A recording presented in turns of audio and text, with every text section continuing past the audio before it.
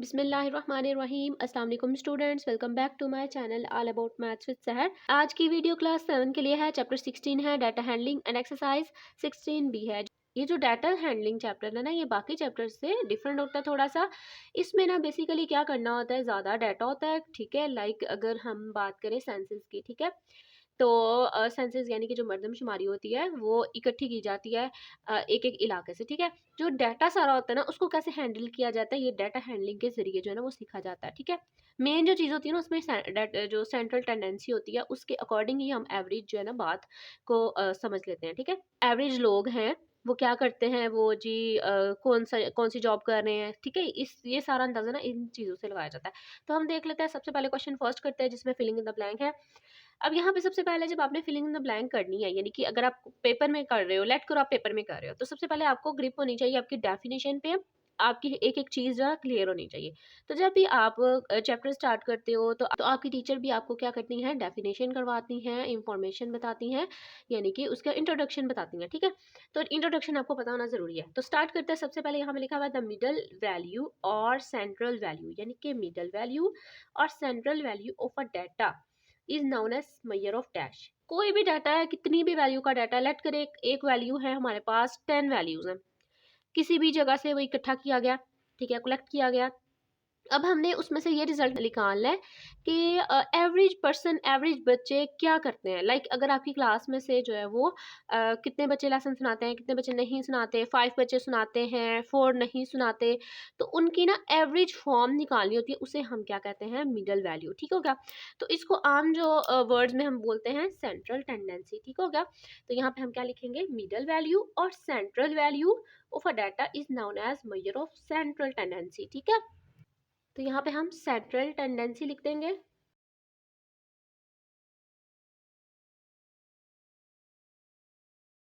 Next हमारे पास क्या है, second dash is the average value of data. अब यहाँ पे आपने मीन की डेफिनेशन पढ़नी है। अगर मैं आपको बुक दिखाऊं, ठीक है, तो पेज नंबर 233 के ऊपर आपको यहाँ पे मीन की डेफिनेशन हाईलाइट हुई हुई नजर आएगी, ठीक है। तो यहाँ लिखा हुआ है the mean value of a set of data is average value of the given data, यानी कि जो भी डाटा गिवन होता है उसकी एवरेज वैल्यू होती है ना, उसे हम मीन बोलते हैं। यानी कि जो भी गिवन डाटा है उसकी सेंट्रल वैल्यू को, एवरेज वैल्यू को फाइंड करना क्या कहलाता है, मीन। तो यहाँ पे हम क्या लिखेंगे, मीन।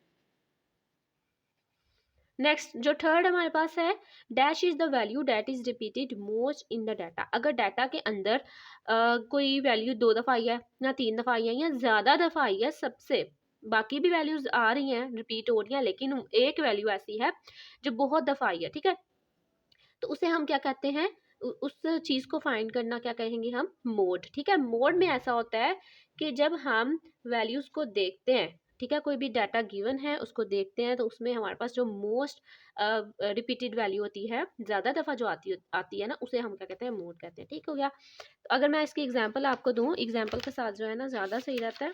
मैं मोड की एग्जांपल आपको देती हूँ। ये देखें, यहाँ पे ये सारी वैल्यू दी हुई है, और फिर 51, 55, 53, यहाँ पे जो 55 है ये 2 दफ़ा आया हुआ, तो उन्होंने बोला हुआ है कि 55 जो है वो क्या है, मोड है।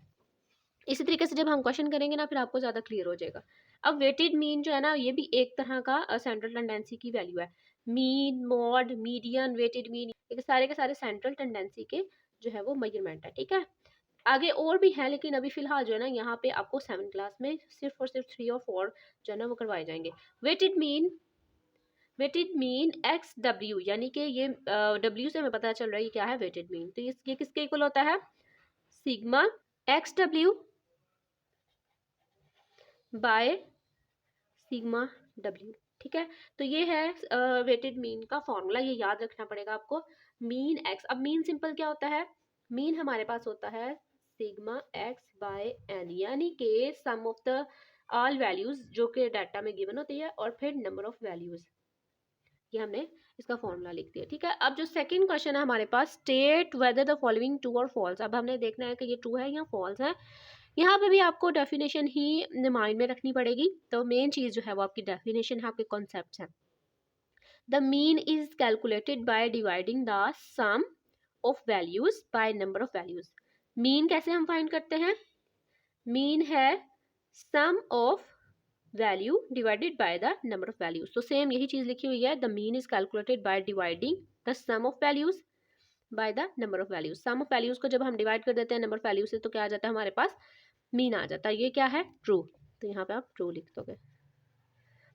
सेकंड देखते हैं, to determine the mode the data should first be arrange in ascending order. अच्छा यहाँ पे ना कुछ गड़बड़ है। अगर आप बैक में देखोगे ना, बुक के बैक में आंख में देखोगे तो वहाँ पे ना लिखा होगा ट्रू। एक तरीके से ये ट्रू है, लेकिन ज़्यादा जो हमें चाहिए होती है अरेंजमेंट वो किसके लिए चाहिए होती है, मीडियन के लिए चाहिए होता है। फिर भी आप इसको ट्रू कर दो, बिकॉज एक हिसाब से जो है ये भी चीज़ क्या है, ट्रू ही है। तो आप इसको ट्रू लिख दो कि जब हम मोड फाइंड करते हैं तो सबसे पहले अरेंज करना है। अरेंज तो आपने ना हर एक में करना है। आपने अगर मीन फाइंड करना है, अगर आपने वेटेड मीन फाइंड करना है, यानी कि अरेंज एक दफ़ा कर लोगे ना हर एक में, तो ये होगा कि एक तो क्लियर हो जाएगा कि कहाँ से स्टार्ट हो रहा है कहाँ तक खत्म हो रहा है। तो ये भी ट्रू है। Next, the median and the mode of a data are average values of the data. Median और मोड जो है वो क्या है, हमारी एवरेज वैल्यूज ऑफ डाटा। कोई भी डाटा उसकी एवरेज वैल्यू निकालना, मीडियन एंड मोड। वैसे तो मीन भी होता है लेकिन मीन यहाँ लिखा नहीं हुआ, लेकिन हमें मीन की बात नहीं हुई, फिर हम इसको भी ट्रू कर देंगे बिकॉज ये दोनों चीज़ें भी क्या है, average values of the data. Four part देख लेते हैं। Mode is the number of times our data value appears in the class. Mode क्या है, is the number of times our data, यानी कि वो number of times our data value appears in a class. ये कोई जो हमारी statement है बिल्कुल ठीक नहीं है। हम इसको देख लेते हैं, इसकी डेफिनेशन को। The mode is the value that is repeated the most number of times in the data set. कोई भी डाटा सेट है उसमें बहुत ज़्यादा दफ़ा रिपीट हो उसे हम मोड बोलते हैं। तो यहाँ पे मोस्ट रिपीटेड की तो बात ही नहीं हुई, सिंपल यहाँ लिख दिया हुआ है कि mode is the number of times a data value appears in the class. तो ये सारी स्टेटमेंट जो है वो रॉन्ग है, हम इसलिए इधर यहाँ पे फॉल्स लिख देंगे। 5 वाला है, अ data set can have one more than और नो मोड। कोई भी डाटा है उसमें हो सकता है कि एक जो है वो मोड हो, दो मोड हो, दो से ज़्यादा हो, या कोई भी ना हो। ठीक है, तो ऐसा पॉसिबल है क्योंकि कुछ ऐसी वैल्यूज़ होती है, कुछ ऐसे डाटाज होते हैं जिसमें कोई भी रिपीटेशन नहीं हो रही होती, तो मोड नहीं होता उसमें। ठीक है, कुछ ऐसा डाटा होता है जिसमें दो से ज़्यादा नंबर्स रिपीट हो रहे होते हैं, लाइक 2 भी ज़्यादा रिपीट हो रहा है, 4 भी रिपीट हो रहा है, तो 2 भी हो सकते हैं मोड, और 1 भी हो सकता है। तो ये भी स्टेटमेंट क्या है, ट्रू। क्वेश्चन नंबर 3 देखते हैं। Find the mean, median and mode of the following data. अब कोई भी डाटा गिवन है उसमें हमने मीन भी फाइंड करना है, मीडियन भी एंड मोड भी। ठीक है, तीनों चीज़ें। तो सबसे पहले यहाँ पे हम हाईलाइट कर लेते हैं, मीन फाइंड करना है। तो उससे पहले इसको अरेंज करते हैं। जैसे कि मैंने आपको पहले बताया था कि जो भी डाटा गिवन हो, अगर मीन फाइंड करना है, मीडियन फाइंड करना है या मोड, तो उसमें ना सबसे पहले अरेंजमेंट ज़रूरी होती है। वैसे जो मेन चीज़ है ना, मीडियन में हमारी अरेंजमेंट ज़्यादा ज़रूरी होती है, लेकिन मीन के लिए भी मैं इसको कर रही हूँ। तो यहाँ पे अरेंज कर लेते हैं। सबसे पहले आएगा 5, 11, 6, 17, 2। सबसे पहले 2 आएगा क्योंकि 2 सबसे छोटा है। उसके बाद 5, फिर 6, 7, 11 और 17। हमने सारे जो है सारी वैल्यूज़ को अरेंज करके लिख दिया है। अब हमें पता है कि जो भी डाटा गिवन होता है हम उसे बोलते हैं ये क्या है, एक्स है। अच्छा, तो मीन हमने कैसे फाइंड करना है, तो सिंपल यहाँ पे एक फॉर्मूला है, एक्स यानी कि mean is equal sigma X by N. ठीक है, अब सिग्मा एक्स क्या है, बेसिकली सिग्मा एक्स जितनी भी आपके पास वैल्यूज है ना, 1 2 3 4 5 6, तो हम इसको बोलते हैं x1 प्लस x2। सिग्मा का मतलब होता है कि सारी वैल्यूज को हमने ऐड करना है जितनी भी x में कंटेन करती हैं। x2, x3, x4, 1 2 3 4 5 6 है, तो 6 तक जो है ना हमने इसको लिख देना है। अब डिवाइडेड बाय नंबर, यानी कि n का मतलब ये है कि जितनी भी वैल्यूज हैं, कितनी वैल्यूज हैं, 1 2 3 4 5 6, 6 वैल्यूज हैं, तो आपने 6 से इसको डिवाइड कर देना है। ठीक है, मैं यहाँ पे सारी वैल्यूज पुट कर रही हूँ, 2 प्लस 5 प्लस 6 प्लस 7, 11 और 17। अब इनको हम ऐड करेंगे और किससे डिवाइड करेंगे, 6 से डिवाइड करेंगे। ऐड कर लेते हैं। अच्छा, तो मैंने इन सब वैल्यूज़ को ऐड कर दिया। आप चाहे तो कैलकुलेटर भी यूज़ कर सकते हैं अगर अलाउ है। तो मैंने सबको ऐड किया तो 48 आ गया ऊपर और नीचे आ गया 6। अब हम इनको सिंपल कट कर लेते हैं या डिवाइड कर लेते हैं। 6 1 ज़ा 6 एंड 6 8 ज़ा 48। तो यहाँ पे हमारे पास मीन की वैल्यू आ गई 8। नेक्स्ट हमने फाइंड करना है मीडियन, ठीक है। तो नेक्स्ट मैं यहाँ पे मीडियन लिख देती हूँ और साथ ही ना वैल्यू को भी अरेंज कर देती हूँ। 2, 5, 6, 7, 11 एंड 17। यहाँ पे एक स्टेटमेंट आप लिख सकते हैं, first we arrange the values in ascending order, तो वो हमने कर लिया हुआ है सिंपल। अब यहाँ पे लिखेंगे द वैल्यू इन सेंटर या मीटर्स। अब आपने यहाँ पे क्या करना है, अरेंजमेंट कर ली हमने, ठीक है, और काउंट करना स्टार्ट करना है। 1, 1, 2, 2, 3 एंड 3, यानी कि सेंटर में आपकी कौन सी वैल्यूज आई हैं, 2 वैल्यूज आई हैं।